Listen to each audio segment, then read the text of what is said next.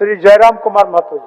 महोदय, मेरे सवाल का विभाग की ओर से सवाल का उत्तर स्वीकारात्मक लिखा गया है। टाइगर जयराम महतो के विधानसभा पहुंचते ही पूरे के पूरे विधानसभा हिल गई, हड़कंप मच गया। विधानसभा का सत्र आज से शुरू हो चुका है। नमस्कार, मैं प्रिंस कुमार सिंह, आप देख रहे हैं पॉजिटिव टॉक्स। अगर अभी तक आपने चैनल को सब्सक्राइब नहीं किया है तो खबरों से अपडेट रहने के लिए कृपया चैनल को सब्सक्राइब कर लीजिए, और जो लोग ऑलरेडी कर चुके हैं तमाम लोगों को सहृदय धन्यवाद। अब वापस आते हैं अपनी खबर पर, और जरा टाइगर का धमाकेदार ये बयान सुनिए। श्री जयराम कुमार महतो जी। धन्यवाद अध्यक्ष महोदय। मेरे सवाल का विभाग की ओर से सवाल का उत्तर स्वीकारात्मक लिखा गया है, जिसमें मेरा सवाल था कि राज्य में किसानों को सिंचाई हेतु जो डैम बनाए गए हैं, तो इसको इन्होंने स्वीकार किया है कि किसानों की सिंचाई के लिए डैम बनाए गए हैं। तो मैं माननीय मंत्री से सीधा जानना चाहता हूं कि कोई भी एक पार्टिकुलर पंचायत का भी उदाहरण देकर वो बताएं कि जो डैम का निर्माण हुआ है उस पानी से उन गांवों में सिंचाई के माध्यम से किसान खेती कर पा रहे हैं। माननीय मंत्री जी। एक पंचायत का नहीं, आपको हम लिस्ट भेज देता हूं। पूरे जो मेरा झारखंड में करीब 105 अदद छोटे बड़े सिंचाई योजना पूर्ण किया गया है, और 3786 अदद चेक डैम का भी निर्माण किया गया है, जिसमें 5,86,480 हेक्टेयर सिंचाई सृजन किया जा रहा है। तो अगर आप एक क्यों, यहाँ तो मेरे पास पूरा लिस्ट है, आपको मैं टोटल लिस्ट भेज देता हूँ।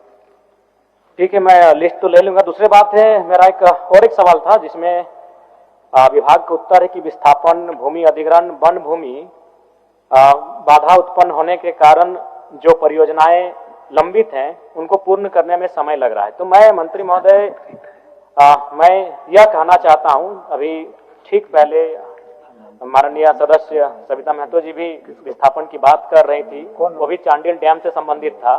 तो मेरा कहना यह है कि जब भी कोई डैम का निर्माण होता है, जलाशय का निर्माण होता है, उसमें किसानों की जमीनें जाती है, 7% जमीनें किसानों की होती है। लेकिन जब डैम का निर्माण होता है, उसमें जब पानी की सुविधा देने का काम होता है, तो हम लोग बहुत आसानी से उद्योगों को पानी पहुंचाते हैं। जैसे हमारे तेनुघाट डैम का पानी बहुत आसानी से हम लोग सेल बीएसएल को देते हैं, हम कोणार्क डैम का पानी डीवीसी को देते हैं, हम डिमना डैम का पानी टाटा को देते हैं। तो फिर जब किसानों की बात आती है तो इतनी सारी अड़चनें क्यों? क्या इस राज्य में किसान होना अभिशाप है? जब उद्योग की बात आती है तो अड़चनें नहीं आती है, उनके लिए एनओसी आराम से मिल जाता है, हम पानी को आसानी से और माने सुलभ तरीके से उनके उद्योगों तक पहुंचा देते हैं। तो फिर ये बाधाएं क्यों आती? मंत्री महोदय, मैं जानना चाहता हूं, आप लिख रहे हैं, स्वयं आपका उत्तर है कि परियोजनाओं को पूर्ण करने में काफी लंबा समय लगता है। कितना लंबा समय? ऐसा क्यों? आखिर ये भेदभाव क्यों कि उद्योग को पानी देना हो तो ऊपर उन जलाशयों का, डैमों का निर्माण हुआ है, उनको पानी देना होता है तो फिर आपका उत्तर होता है कि काफी लंबा समय लगता है। तो मैं जानना चाहता हूं, क्या आप इन जो लंबा समय लगता है उसको कम समय में, कम अवधि में पूरा करने पर विचार करते हैं? माननीय मंत्री जी। अध्यक्ष महोदय, पहले नहर के लिए हम लोग को बहुत जमीन लेना पड़ता था, जिसमें दिक्कत था।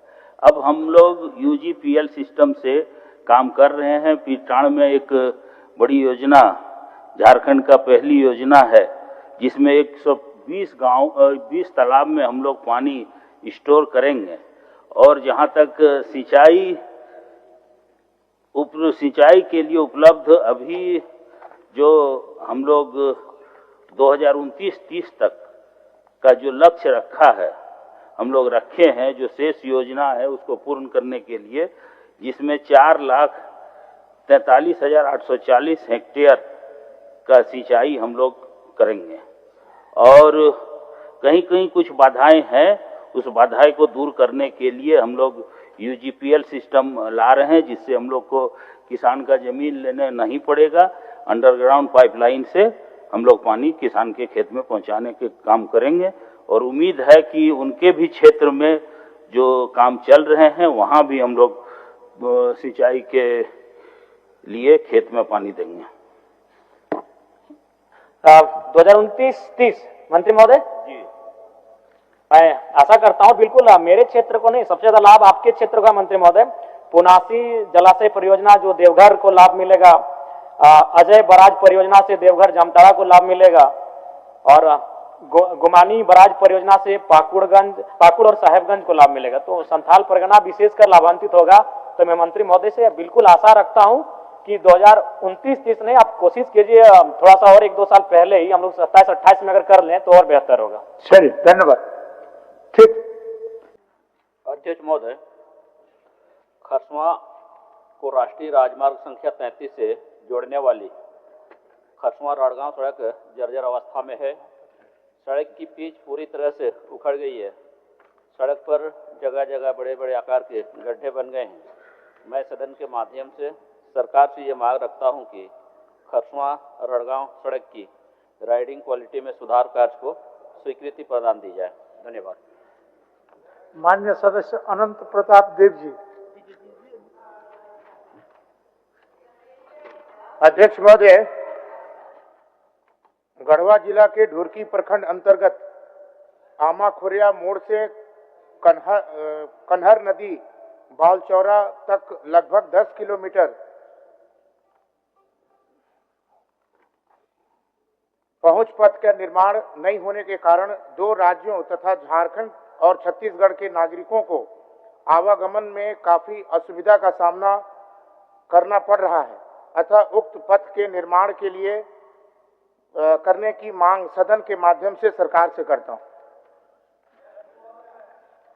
माननीय सदस्य जयराम कुमार महतो।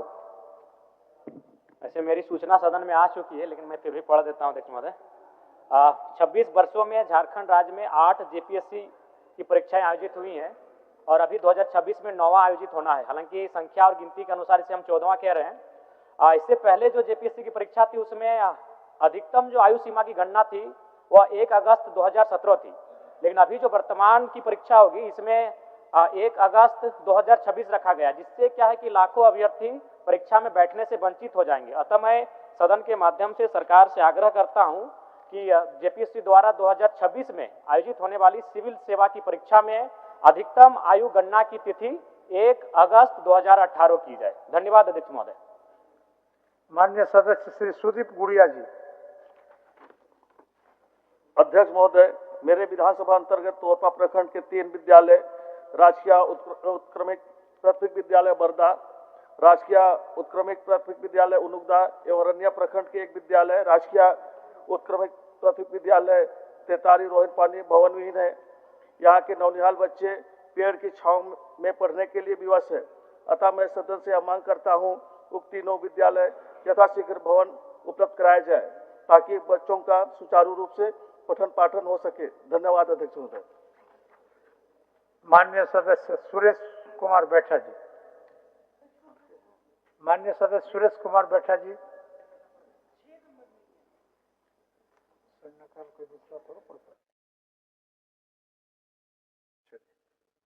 माननीय सदस्य जनार्दन पासवान जी। महोदय, चतरा जिला पर्यटन के दृष्टिकोण से एक महत्वपूर्ण जिला है। यहाँ धार्मिक पर्यटन स्थल कलेश्वरी पहाड़, भद्रकाली मंदिर तथा जलप्रपात के रूप में बैरियो, डुमेर, सुमेर, मालूदा, तमासीन, खैवा, बंदारू तथा गोवा है। तो वही प्राचीन ऐतिहासिक धरोहर के रूप में कुंदा किला एवं बरुआ शरीफ मजार है। सरकार ने इन्हें विभिन्न वर्गों में संसूचित भी किया है। मैं सदन के माध्यम से सरकार से मांग करता हूं कि इन स्थलों में समुचित सुविधा निर्माण कराने के लिए विभाग से राशि उपलब्ध कराएं अथवा जिला के डीएमएफटी मद से सभी सुविधाओं को निर्माण कराने के दौरान दिशा निर्देश प्रदान किया जाए महोदय। धन्यवाद। माननीय सदस्य श्री मनोज कुमार यादव जी।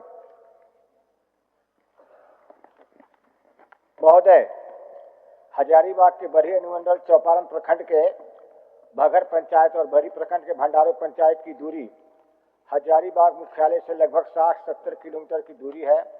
ट्रांसफार्मर जलने पर इतनी दूरी तय करने में ग्रामीणों को भारी परेशानी का सामना करना पड़ता है। अतः बरही अनुमंडल मुख्यालय में ट्रांसफार्मर रिपेयर वर्कशॉप की स्थापना करने हेतु सदन के माध्यम से सरकार से मांग करता हूं। माननीय सदस्य श्री भूषण तिर्की जी। अध्यक्ष महोदय, गुमला विधानसभा क्षेत्र अंतर्गत चैनपुर अनुमंडल में चिकित्सकों की कमी के कारण प्रखंड के ग्रामीणों को परेशानी का सामना करना पड़ता है।